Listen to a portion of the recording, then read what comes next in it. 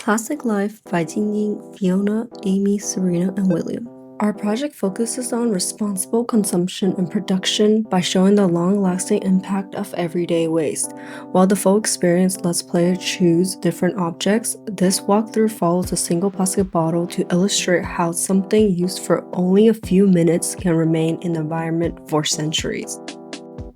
Our intention is to highlight how overconsumption creates consequences we rarely see, and to encourage players to think more critically about the lifespans of the things they use. For this project, we work primarily in Unity, building the interactive scenes, environment, and object selection system directly within the platform. We also incorporate generative AI, specifically Sora video generation, to create our final cutscenes. Because of the time constraints and varying levels of Unity experiences across the team, we use our hand-drawn storyboards as visual references for Sora, allowing the AI to generate the ending sequences while the rest of the experiences remain Unity-based.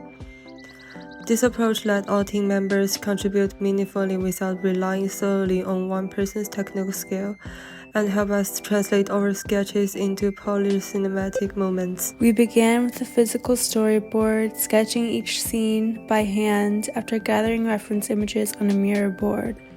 These initial sketches helped us outline the full narrative and finalize the flow of the water bottle's life cycle. Using the storyboard as our guide, we recreated the scenes inside Unity, combining a mix of online 3D assets, a few self-modeled objects, and source sound effects and ambiance. From there, we prototyped interactions, adjusted lighting and timing, and experimented with camera movement to align the visuals with the emotional beats of the story. The Sora-generated cutscenes were created at the end with our storyboard drawings. Before starting to create our actual visuals, we wanted to also do some research. We started by breaking down the industry, and we realized how big it actually is. And we wanted to understand it properly, so we dug into reports, supply chain maps, and interviews with people working at these industries. Here are some process photos and some pictures from the slides, and these are the cutscenes for the end of the story.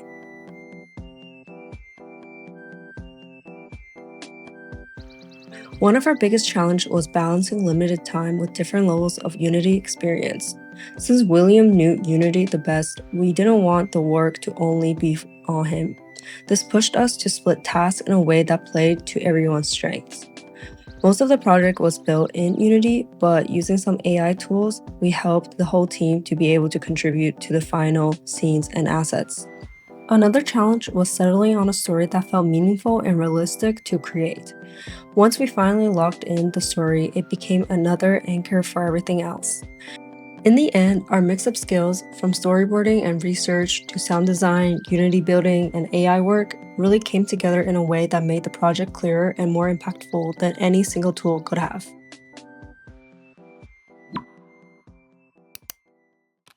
The cycle continues, not because it must, but because we never pause to notice.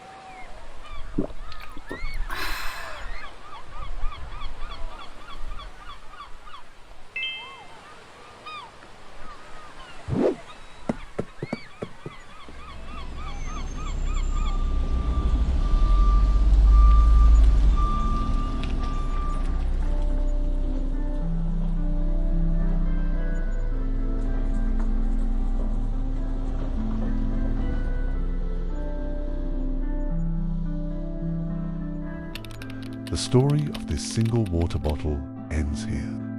A similar story unfolds more than 1 billion times every day.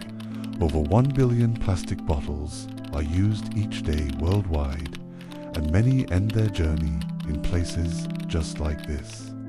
Though held for only minutes, each bottle can take up to 450 years to break down. In a world of endless consumption, even the smallest choices echo for centuries. We can't change this ending, but we can change the next one.